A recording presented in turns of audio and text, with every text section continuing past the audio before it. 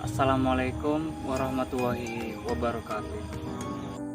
Halo teman-teman, di sini kami dari kelompok 4 yang beranggotakan saya sendiri Arsyida Sabira Fukhar dengan NIM 20210303004. Perkenalkan, nama saya Putri Anggraini dengan NIM 200210303015. Perkenalkan, saya Uni Farida dengan NIM 2002 10 30 30 31.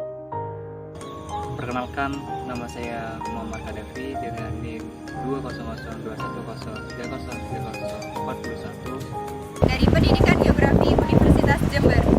Pada video kali ini, kelompok kami akan menjelaskan mengenai interaksi sosial manusia bergantung terhadap alam. Bentuk-bentuk interaksi sosial antara manusia dengan lingkungan terdapat 3 macam bentuk. Yang pertama yaitu interaksi manusia yang bergantung pada lingkungan. Kedua, interaksi manusia yang beradaptasi dengan lingkungan. Ketiga, interaksi manusia yang memodifikasi lingkungan.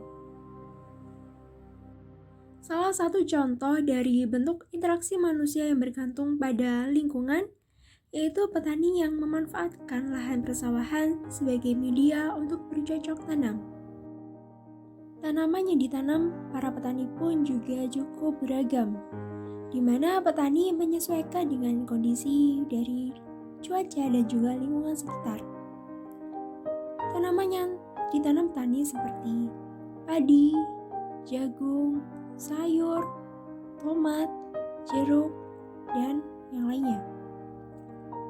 Para petani memanfaatkan lahan persawahan untuk menanam tanaman tersebut yang kemudian nantinya hasil panen dari tanaman akan digunakan untuk memenuhi kebutuhan pangan mereka sehari-hari.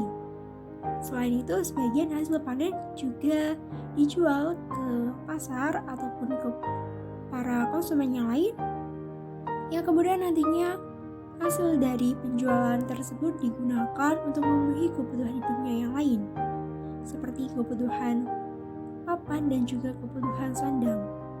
Dengan kata lain, para petani menggantungkan hidupnya pada lahan persawahan untuk menjaga keberlangsungan hidup mereka. Pada kesempatan kali ini saya melakukan observasi di Pantai Gumuk Kantong yang terletak di Desa Sumber Sewu, Kecamatan Muncar, Kabupaten Banyuwangi. Pantai adalah sebuah daerah yang secara langsung mendapatkan pengaruh dari laut. Pantai juga dapat disebut dengan perbatasan antara daratan dan lautan yang jumlah penduduknya tidak begitu banyak. Dalam geografi sosial ini, saya akan mengkaji interaksi masyarakat di sekitar pantai mengenai interaksi sosial dan kondisi sosialnya. Interaksi sosial masyarakat di pantai merupakan interaksi sosial bergantung, di mana masyarakat sekitar bergantung kepada pantai untuk mata pencahariannya atau kebutuhan sehari-hari. Interaksi bergantung yang dilakukan oleh masyarakat misalnya yaitu sebagai nelayan, mencari kerang, ataupun berdagang di sekitar pantai. Dengan hal ini, maka masyarakat sekitar menggantungkan pantai sebagai mata pencaharian atau penghasil ekonomi mereka.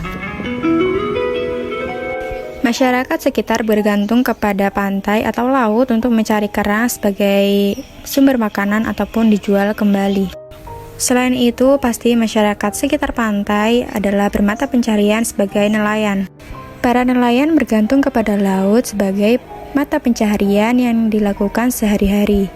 Pada saat ini, nelayan berusaha untuk memiliki kapal atau perahunya sendiri agar penghasilan dari kegiatannya tidak terbagi. Keterampilan menjadi seorang nelayan biasanya didapatkan penduduk melalui latihan otodidak, misalnya seorang anak yang ikut dengan orang tuanya untuk pergi menangkap ikan ke laut. Dan kesimpulannya adalah bahwa masyarakat sekitar pantai melakukan interaksi bergantung, yaitu mereka bergantung terhadap alam atau pantai untuk memenuhi kebutuhan sehari-hari.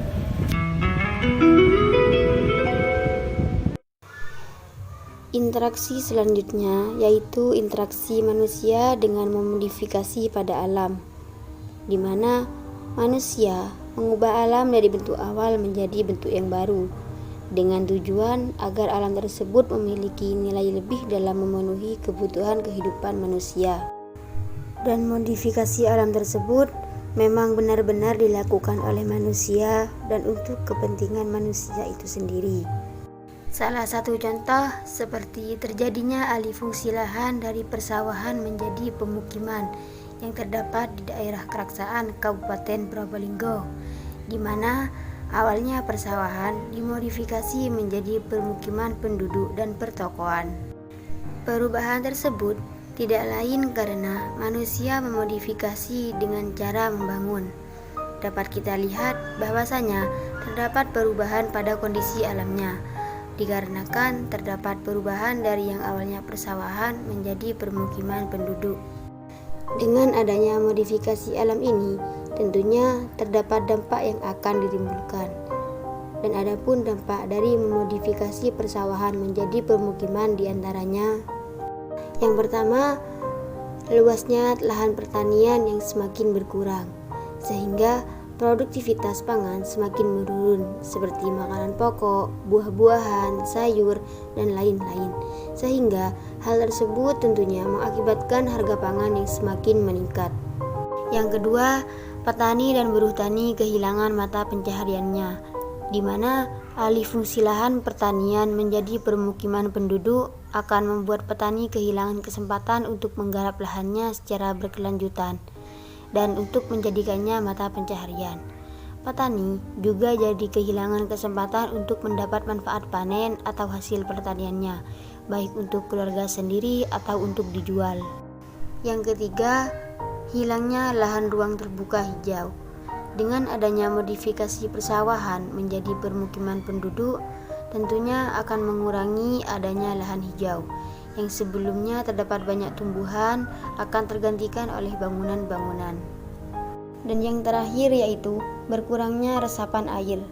Jika berkurangnya daerah resapan air, maka akan menyebabkan penurunan volume air tanah dan dapat menimbulkan banjir.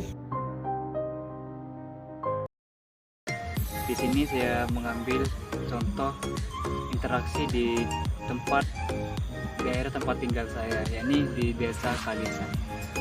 Baik seperti apa video interaksi sosial manusia bergantung pada alam, mari Adapun interaksi manusia bergantung terhadap alam, yakni pemanfaatan sungai oleh masyarakat di Desa Kalisan. Sungai merupakan aliran air yang mengalir dari sumber berbagai proses seperti dari laut, dari aliran hasil air hujan, dan sebagainya. Sungai menjadi salah satu sumber mata air yang menjadi kebutuhan mendasar masyarakat di Desa Kalisan. Adapun pemanfaatan sungai oleh masyarakat di Desa Kalisan sebagai berikut. 1.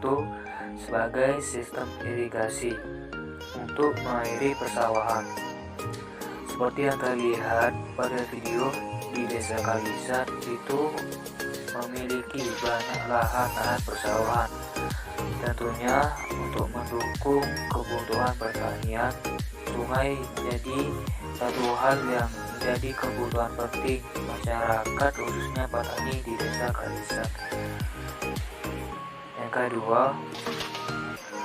sungai menjadi satu hal untuk memenuhi kebutuhan dan keperluan masyarakat sehari-hari, yakni seperti kebutuhan air minum, walaupun tidak langsung karena diambil melalui sumur yang airnya bersumber dari aliran sungai. Kemudian sungai juga dimanfaatkan masyarakat untuk keperluan sehari-hari seperti mandi, mencuci pakaian, dan sebagainya. Baiklah, sekian video dari kelompok kami. Maaf apabila ada salah kata. Terima kasih sudah menyaksikan. Wassalamualaikum warahmatullahi wabarakatuh. Sampai jumpa.